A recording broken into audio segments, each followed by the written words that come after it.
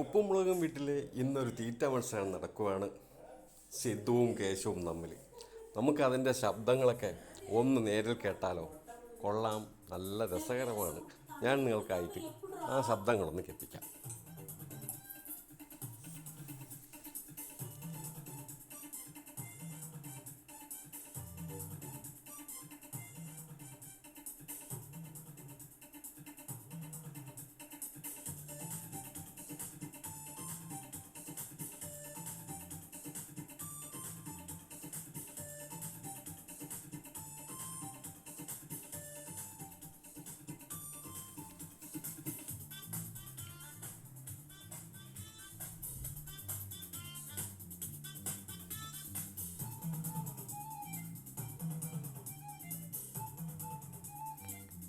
ഇവിടെ തീറ്റ മത്സരം അടിപൊളിയായി നടക്കുകയാണ്.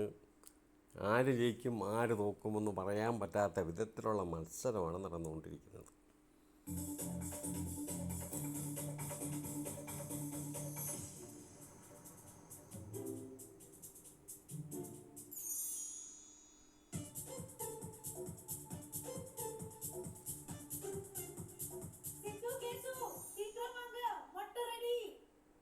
മല്ലന്മാരെ ഗുസ്തിക്ക് വിളിക്കണം.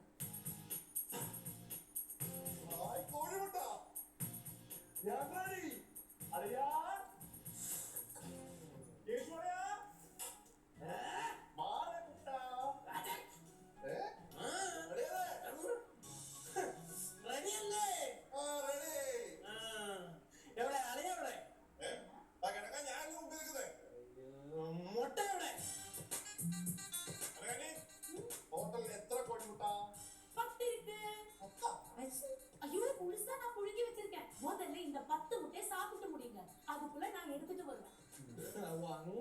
അങ്ങനെ ഓക്കേ. അപ്പൊ അളിയാ ഇങ്ങനെ തുടങ്ങാലോ. നിനക്കല്ലേ ആവേശം കൂടുതല്, നീ തുടങ്ങ്. ആവേശം കാണിച്ചവരാരും വിജയിച്ചിട്ടില്ല. അതെ, അങ്ങനെ തന്നെ മാനസികമായിട്ട് തളർത്താൻ ഇവിടെ ആരും വിചാരിക്കട്ടെ കേട്ടാ. ഞാൻ കളിച്ച കളിയെല്ലാം ജയിച്ചിട്ടേ ഉള്ളൂ. അങ്ങനെയാണെങ്കിൽ തോക്കാൻ എവിടെയായിരിക്കോ? നമുക്ക് നോക്കാടാ. എന്റെ ആന്റി, ഇവർ ഈ വായ്ത്താളം മാത്രമേ ഉള്ളൂ. ആന്റി കളി ആന്റി എടുത്ത് ചോദിച്ചു. മുട്ട തൊട്ടുപോലും ഇത് ഞങ്ങളുടെ മത്സരത്തിന് വേണ്ടിയുള്ള മുട്ടയാണ്. നിങ്ങൾ മുട്ടയാണെങ്കിൽ വേറെ പഠിച്ചേ. ഞാൻ ഒരു കാര്യം ചോദിക്കട്ടെ, നിനക്കൊക്കെ എന്താണ് പ്രശ്നം? വയ്യേ തലക്ക് വല്ല കുഴപ്പമുണ്ടാ? ഈ പീക്കിരി പിള്ളേരെ പോലെ തീറ്റ മത്സരമൊക്കെ സെറ്റ് ചെയ്യുന്നത് അത് മൊട്ട. അങ്ങനൊക്കെ പറയാം, അതൊന്നും മൈൻഡ് ചെയ്യണ്ട. നമ്മുടെ പെറ്റ് നമ്മുടെ പെറ്റ്, നമ്മുടെ മത്സരം നമ്മുടെ മത്സരം, അത്രേ ഉള്ളൂ. ഇല്ലേ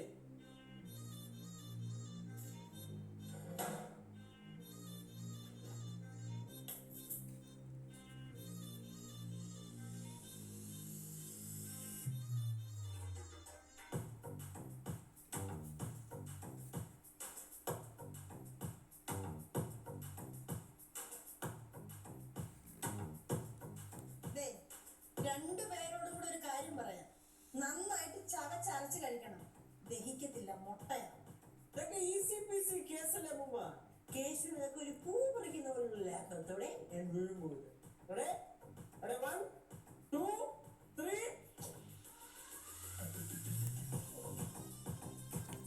അങ്ങനെ തീറ്റ മത്സരം ആരംഭിച്ചിരിക്കുകയാണ്. കേൾക്കാം നമുക്ക് വീണ്ടും ശബ്ദത്തിലേക്ക്.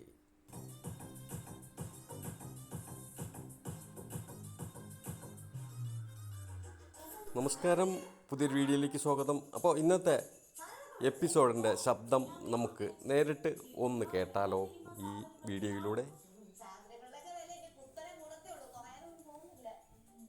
பைனாப்பிள் வந்து 4 100 ரூபாய்.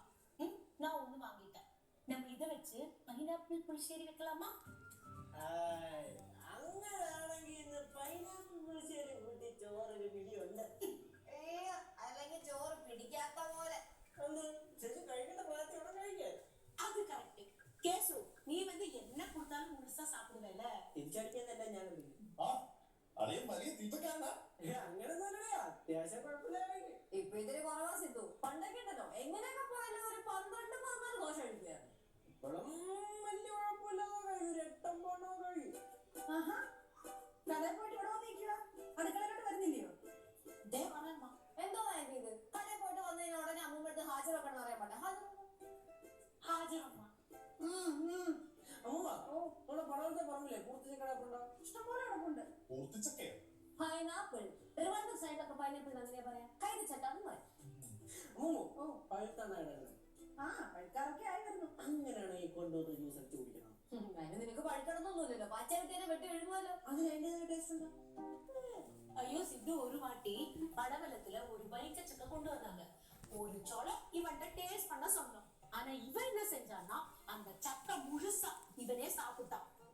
അയ്യാ സംഭവം എന്തെന്നറിയോ, നമ്മുടെ പടവലത്തെ ചാരി നേരെ നിൽക്കുന്ന പ്ലാവിനാണ് ഈ ചക്ക വെട്ടിക്കൊണ്ട് വന്നത്. ആ ചക്ക എന്ന് പറഞ്ഞു എന്റെ പൊന്നണിയാ, വെട്ടുമ്പോ ഇങ്ങനെ തേനൊലിച്ച് വരുമ്പോലെ വരും. ഒറ്റയിരിപ്പിന് ഒരു ഫുൾ ചക്ക എഴുതുന്നില്ല. പിന്നെ നമ്മളൊക്കെ എന്തിനറിയാ? അറിയാം, നിന്റെ പ്രായത്തിൽ എല്ലാ പയ്യന്മാരും നല്ല രീതിയിൽ ആഹാരം കഴിക്കും. ഞാനും അത്യാവശ്യം നല്ല ഫുഡ് ആയിരുന്നു. പിന്നെ ഇപ്പൊ അമിതാഹാരം ഇച്ചിരി കുറച്ചതേ ഉള്ളൂ. അതല്ലേ ഇവനീ കാണുന്ന പോലെ ഒന്നുമല്ല സിദ്ധു, നല്ല തീറ്റ. അമ്മയ്ക്ക് ഓർമ്മയുണ്ടോ പണ്ട് പടവത്ത് വെച്ച് നമ്മൾ മറ്റേ പഴങ്ങഞ്ഞി ഉണ്ടാക്കിയത്? ഓർമ്മയുണ്ട്. നല്ല കട്ട തൈരും കാന്താരിമുളകും ചെറിയ ഉള്ളിയും കറിവേപ്പിലൊക്കെ ഉണ്ടാക്കിയത് അടിപൊളി ടേസ്റ്റ് ആയിരുന്നു. കുറച്ച് നമ്മൾ കഴിച്ച് ബാക്കി മൊത്തം മൗണ്ട് ചെയ്തതേ ഇവനാ. അത് പിന്നെ നമ്മുടെ അപ്പൂപ്പ ഉണ്ടാക്കുന്ന വാങ്ങിയില്ലേ, ഫസ്റ്റ് ക്ലാസ് ആണല്ലേ. അല്ലേ പൂപ്പ? ചേച്ചി ഇവിടെ അപ്പൂപ്പ ഇടയ്ക്കിടയ്ക്ക് പറഞ്ഞ കേട്ടിട്ടില്ലേ, നല്ല വയറ് നിറച്ച് ആഹാരം കഴിക്കണമെങ്കിൽ അതിനൊത്ത ആരോഗ്യം വേണമെന്ന്. അതിനൊത്ത ആരോഗ്യം എനിക്കുണ്ട്, അതുകൊണ്ടാണ് ഞാൻ അങ്ങനെ കഴിക്കണത്. ഈ വീട്ടില് വേറെ ആരെങ്കിലും എന്റെ അത്ര നന്നായിട്ട് കഴിക്കുമോ? കാരണം എന്താ, എന്റെ അത്ര ആരോഗ്യം ഇവിടെ ആർക്കും ഇല്ല. അറിയാ, അയ്യാ അങ്ങനെ അങ്ങ് ബാക്കിയുള്ളവരെ കൊച്ചാക്കല്ലേ. ഞാൻ പഠിച്ചുകൊണ്ടിരുന്ന സമയത്ത് ഒറ്റ ഇരിപ്പിന് 18 പൊറോട്ടയും 2 ബീഫ് ഫ്രൈ കഴിച്ചിട്ടുണ്ട്. കൂടെ മത്സരിച്ചമാരൊക്കെ 6-6.5 പൊറോട്ട എപ്പോഴും പണി നിർത്തി തോറ്റുപോയില്ലേ. ഓ കോയിൻ പൊറോട്ട ആയിരിക്കും അല്ലേ? ഓൻ പൊറോട്ട ഒന്നുമല്ല, നല്ല അടിച്ച നാടൻ പൊറോട്ട. ആരെയും നിർബന്ധിച്ച് കഴിപ്പിച്ചായിരിക്കും. എടാ അറിയാ, പൊറോട്ടയും ബീഫും കഴിക്കാൻ നോൺ വെജ് കഴിക്കുന്ന ഏതെങ്കിലും ഒരു മലയാളിയെ നിർബന്ധിക്കേണ്ട വല്ല കാര്യമുണ്ടോ? ഒരു പൊറോട്ട അങ്ങനെ കഴിച്ചൂടാ, ശരീരത്തിന് കേടാ. അങ്ങനെയാണെങ്കിൽ ഇപ്പൊ ഒന്നും കഴിക്കാൻ പറ്റില്ല, നമുക്ക് ഉണ്ടായിരിക്കും. പണ്ട് പൊറോട്ട കഴിച്ചിട്ടുണ്ടെന്നല്ലേ പറഞ്ഞേ? അതെ. അങ്ങനാണെങ്കിൽ ഞാനും 10-15 പൊറോട്ട വരെയൊക്കെ കഴിച്ചിട്ടുണ്ട്. പിന്നെ ബീഫും കൂടെ ഉണ്ടെങ്കിൽ ഒരു 19-20 വരെ പോയിട്ടുണ്ട്. 20 പോരെ? അയ്യ അത്ര ഉള്ളതാ. ഞാൻ പഠിച്ചുകൊണ്ടിരുന്ന സമയത്ത് തന്നെ തട്ടുദോശ 20. ഇന്നത്തെ എപ്പിസോഡിൽ നിന്നുള്ള കുറച്ച് ഭാഗങ്ങളാണ് നിങ്ങൾ കേട്ടത്. എന്തായാലും നിങ്ങൾക്ക് ഇഷ്ടപ്പെടും എന്ന് വിചാരിക്കുന്നു. വീഡിയോ ഇഷ്ടപ്പെട്ടെങ്കിൽ, ഒരു പുത്തൻ പരീക്ഷണമാണ് ഞാൻ നടത്തുന്നത്. എന്തായാലും നിങ്ങൾക്ക് വീഡിയോ ഇഷ്ടപ്പെട്ടെങ്കിൽ ലൈക്ക് ചെയ്യാനും കമൻറ്റ് ചെയ്യാനും ഒന്നും മറക്കരുത്. പുതിയൊരു വീഡിയോയുമായി വീണ്ടും ഞാനെത്തും.